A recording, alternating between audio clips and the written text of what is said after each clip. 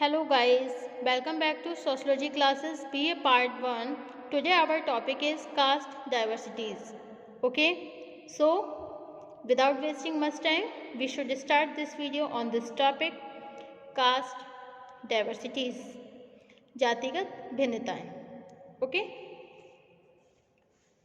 भारतीय समाज की विविधता का एक विशेष रूप यहाँ जाति संबंधी भिन्नताओं के रूप में देखने को मिलता है. ओके, भारतीय समाज की विविधता का एक विशेष रूप यहाँ जाति संबंधी भिन्नताओं के रूप में देखने को मिलता है. व्यावहारिक रूप से भारतीय समाज केवल 4 वर्णों में ही विभाजित नहीं है, बल्कि हमारी सामाजिक संरचना का निर्माण उन हजारों जातियों और उपजातियों से हुआ है जिनकी सामाजिक स्थिति का निर्धारण जन्म अथवा आनुवंशिक आधार पर होता जा रहा है. ओके, यही कारण है कि भारतीय समाज को अक्सर एक जातिगत समाज कहकर परिभाषित कर दिया है. अकॉर्डिंग टू लुई डेमा ने अपनी बहुचर्चित पुस्तक, इनकी एक बहुत ही फेमस बुक है जिसका नाम है होमो हायरार्किकस. ओके, होमो हायरार्किकस में जातिगत संस्तरण को जब भारतीय समाज का एक मौलिक सांस्कृतिक लक्षण कहा तो इस प्रकार पर अनेक आपत्तियां की गईं. ओके, इट्स मीन दैट, देखिए, जब जातिगत संस्तरण में जब भारतीय समाज का एक मौलिक सांस्कृतिक लक्षण कहा, ओके, तब इस पर बहुत सारी विपत्तियां की गई थी, काफी सारी आपत्तियां भी की गई थी. वास्तव में यह कटु सत्य है कि आज से लगभग 2000 ईयर्स पहले जब स्मृतियों की रचना हुई तो पवित्रता तथा अपवित्रता के आधार पर एक एक वर्ष के अंदर सैकड़ों हजारों जातियों तथा उपजातियों के निर्माण की प्रक्रिया तेजी से बढ़ने लगी.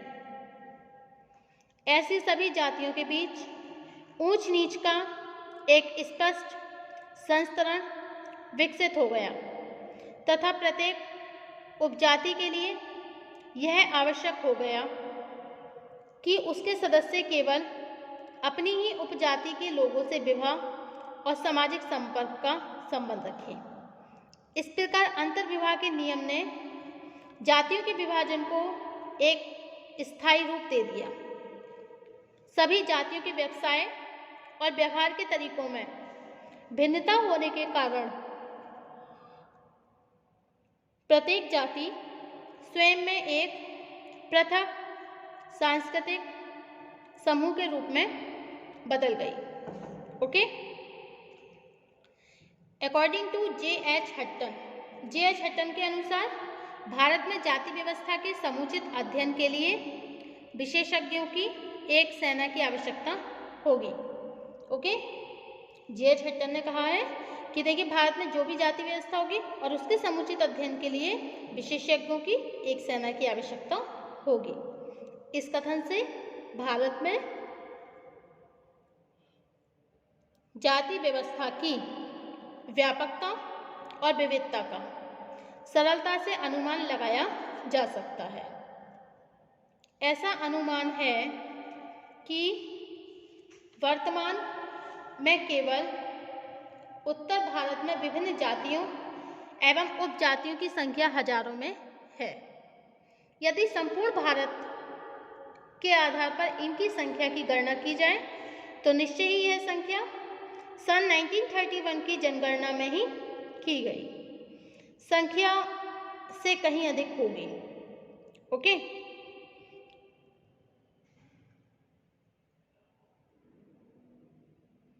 इनकी संख्या की गणना की जाए तो निश्चय ही यह संख्या सन 1931 की जो जनगणना हुई थी उसमें जो संख्या थी उस संख्या से कहीं ज़्यादा होगी। ओके, यदि अनुसूचित जनजातियों को भी सांस्कृतिक आधार पर एक पृथक जाति के रूप में देखा जाए तब यह संख्या कहीं अधिक हो जाएगी। ओके, जातिगत विविधता तथा इसके प्रभाव का अनुमान इस तथ्य से भी लगाया जा सकता है कि भारत में इस्लाम तथा ईसाई धर्म को मानने वाले लोग पूर्ण सामाजिक समानता का दावा करते हैं। उनमें भी आज बहुत से जाति समूह विकसित हो चुके हैं। इस आधार पर यह आवश्यक है कि जातिगत विविधता को समझने के लिए भारत के मुसलमानों तथा ईसाइयों में भी जाति विभाजन की प्रकृति को समझा जाए। ओके, अब नेक्स्ट टॉपिक आपका मुस्लिम कास्ट सिस्टम, मुस्लिम जाति व्यवस्था। इस आधार पर मुस्लिम जातियों को निम्नांकित 4 भागों में बांटा गया है। उनके संस्करण की प्रकृति को समझा जा सकता है। ओके, फर्स्ट है अशरफ जातियां। जिन मुसलमानों के पूर्वज अरब, यूरेशिया और अफगानिस्तान से आकर भारत में बसे थे वे अपने को मुसलमानों में सबसे ऊंचा मानते थे।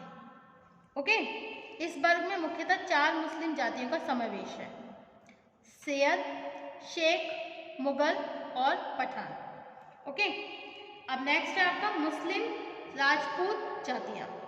भारत में मुसलमानों के शासन काल में अनेक राजपूतों ने स्वेच्छा अथवा उत्पीड़न के कारण इस्लाम धर्म को अपना लिया था।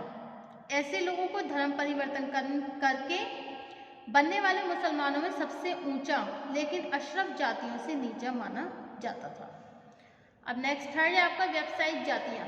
अशरफ और राजपूत जातियों के अतिरिक्त मुसलमानों में अनेक प्रकार के व्यवसाय करने वाली जातियां भी सम्मिलित हैं, जैसे बढ़ई, दर्जी, धोबी, कुम्हार, लोहार, नाई, सुनार तथा तेली आदि। Okay,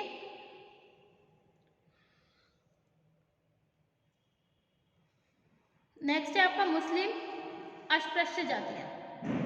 according to doctor Ansari ने लिखा है कि मुस्लिम भंगी कुरान को पढ़ तो सकते हैं लेकिन उन्हें इस बात का अधिकार नहीं है कि वे दूसरे लोगों की कुरान की शिक्षाएं दें, मतलब दूसरे लोगों को कुरान की शिक्षाएं दें, दूसरे लोगों को कुरान की शिक्षा नहीं दे सकते हैं। उन्होंने ये भी लिखा है कि सामान्यतः अशरफ और मुस्लिम राजपूत जातियों के लोग भंगियों को उनके बर्तन में कुछ दूरी से ही खाना देते हैं तथा उन्हें पानी इस तरह पिलाया जाता है जिससे पानी का बर्तन उनके होठों को स्पर्श ना करे। ओके, यह सच है कि मुसलमानों में खान पान, सामाजिक संपर्क और व्यवसाय के क्षेत्र में जाति नियमों की तरह कोई विभाजन नहीं है, लेकिन विवाह के क्षेत्र में अनेक मुस्लिम जातियों में भी अंतर्विवाह, बहिर्विवाह तथा अनुलोम जैसी विशेषताएं पाई जाती हैं। ओके, अंतर्विवाह मुसलमानों में जिन जातियों की स्थिति ऊंची होती है साधारणतया वह अपनी जाति के बाहर विवाह संबंधों की स्थापना नहीं करते। ओके, शैयद तथा मुस्लिम राजपूत जाति में अंतर्विवाह के नियमों का दृढ़ता से पालन किया जाता है। नेक्स्ट है बहिर्विवाह। मुस्लिम जातियों में बहिर्विवाह का नियम हिंदुओं के समान जटिल नहीं है, लेकिन इसका प्रचलन जरूर है। नेक्स्ट है अनुलोम विवाह।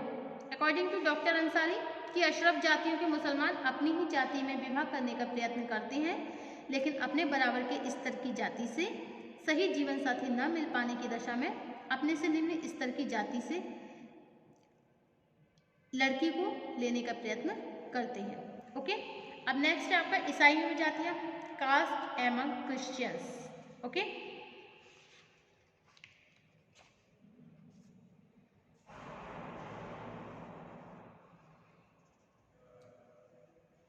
स्वतंत्रता के बाद यूरोप मूल के अधिकांश ईसाई, स्वतंत्रता के बाद यूरोप मूल के अधिकांश ईसाई भारत से बाहर चले गए, लेकिन धर्म परिवर्तन करके बनने वाले ईसाइयों में जाति के समान एक स्पष्ट संस्करण विकसित हो गया।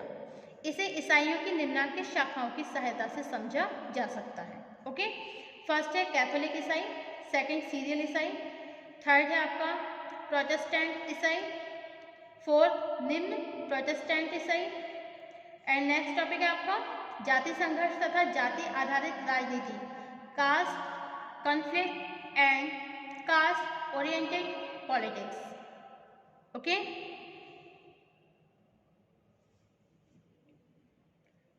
इन्हें हम अंतरजातीय संघर्ष, आंतरिक जाति संघर्ष, आंतरिक जाति भेद तथा जाति पर आधारित दलगत राजनीति के रूप में देख सकते हैं। फर्स्ट है आपका अंतरजातीय संघर्ष एंड सेकंड है आंतरिक जाति संघर्ष, एंड थर्ड पॉइंट है अनुसूचित जातियों में अभिजन वर्ग, एंड फोर्थ पॉइंट है आपका जाति आधारित राजनीति। ओके, उपर्युक्त विवेचन से स्पष्ट होता है कि भारतीय समाज में जाति विभाजन ने केवल अतीत में ही यहाँ के जनजीवन को प्रभावित नहीं किया, बल्कि आज भी यह संस्था विभिन्न प्रकार के विभेदों में वृद्धि करके समाज को परस्पर विरोधी वर्गों में बांट रही है। ओके, समाज को परस्पर विरोधी वर्गों में बांट रही है।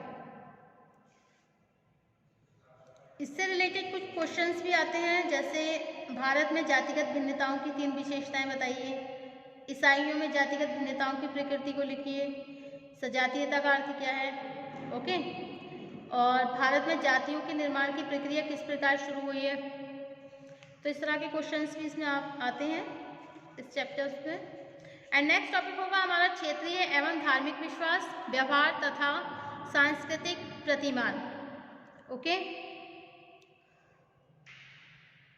Regional and religious belief, practice and cultural pattern. Okay, thank you for watching my YouTube channel. Thank you so much.